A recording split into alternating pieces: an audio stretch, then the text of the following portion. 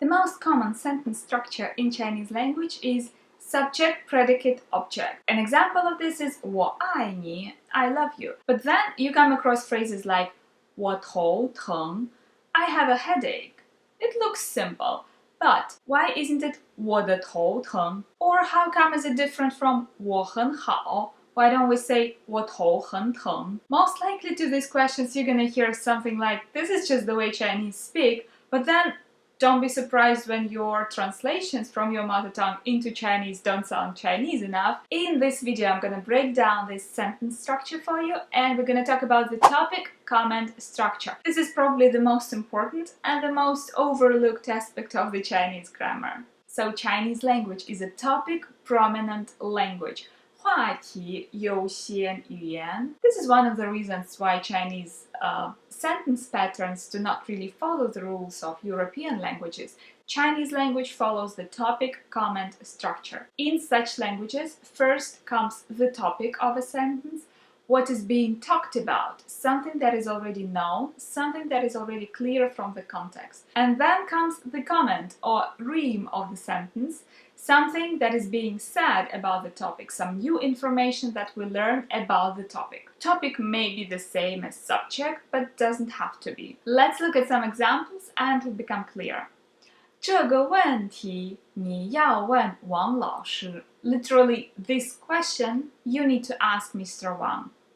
这个问题 is a topic, something that is already clear from the context. We know what question is being talked about. 你要问王老师 is a comment.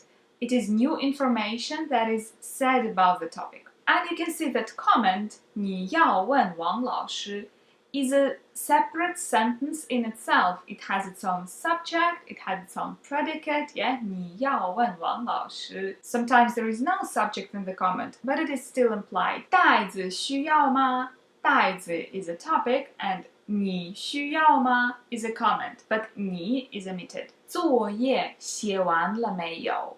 Have you finished your homework? 作业 homework, it is the topic. 写完了没有? Have you finished? Is a comment where 你 is implied, but it's not necessary. 我的生活我做主. My life, I am the master of it. I decide what to do with my life. 我的生活 is a topic. 我做主 is a comment, which is a sentence in itself with its own subject. 北京特色的花我最喜欢糖葫芦. As for Beijing specialties, I like 糖葫芦 most. 这本书看过的人都喜欢. This book, everybody who has read it liked it. Or rather, everybody who read this book liked it. In writing, the topic may be separated by a comma, especially if it's a phrase rather than just a word, and in speech it can be separated by a pause. If you speak Korean or Japanese, you know that those languages have a specific topic marker or a topic particle, which is broadly translated as with regards to something or as for something. So the topic emphasizes a certain part of a sentence, emphasizes what we are talking about. So naturally, topic is something that is already known to a speaker. Maybe it was mentioned in a previous sentence, like 昨天我们家来了一个客人，他个子很高. Yesterday, a guest came to our house. He's very tall. So 他 is a topic. It refers to the guest, which was mentioned in a previous sentence, and 个子很高 is a comment. What is being said about that topic? What is being said about that guest? That he is very tall. Or maybe it is something that is clear from the context, from the situation itself. For example, if you're buying tickets at a ticket booth, you say 你好，去上海的票还有吗? Hi, do you still have tickets to Shanghai?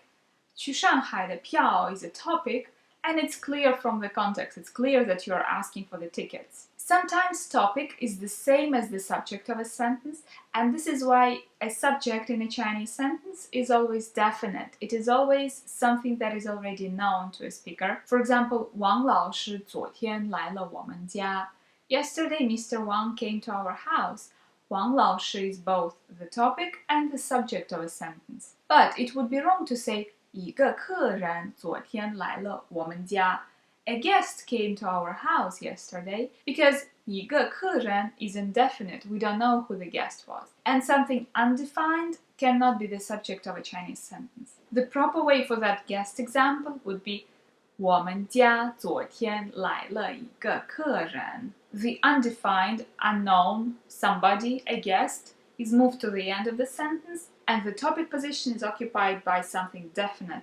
我们家, our house. Sometimes comment can be a topic comment sentence in itself, and the whole sentence resembles a matryoshka doll where one topic comment structure is inside the other. For example, 期末考试英语我考得很好，数学我考得很差。So 期末考试 end of term, end of semester exams, this is topic. Then you have comment, the rest of the sentence is comment, and then each of the sentences is a topic comment in itself. So 英语 is a topic, and 我考得很好 is a comment, and then 数学 is another topic, and 我考得很差 is another comment. In spoken language, there are a couple of markers that help you understand that this is actually the topic that we are dealing with. One of them is 的话，北京的话，秋天最舒服。As for Beijing, autumn is the most comfortable season. 下午的话，我有事。As for afternoon, I am busy. The other such marker is 嘛 or 么。中国嘛，人很多。It's China, there are lots of people. 四川火锅嘛，对我来说太辣了。As for Sichuan hot pot, it is too spicy for me. So now you know that in the sentence 我头疼, 我 is a topic and 头疼 is a comment. Okay, so this was the topic comment structure. Please comment below if anywhere in your studies you actually touched upon this concept, you actually studied this grammar. For some reason, lots of books just neglect it, but I think it is super important because it helps you understand how the language functions and how Chinese sentences are actually being built. Okay, that was it from me today. 谢谢大家耐心观看，下次再见，拜拜。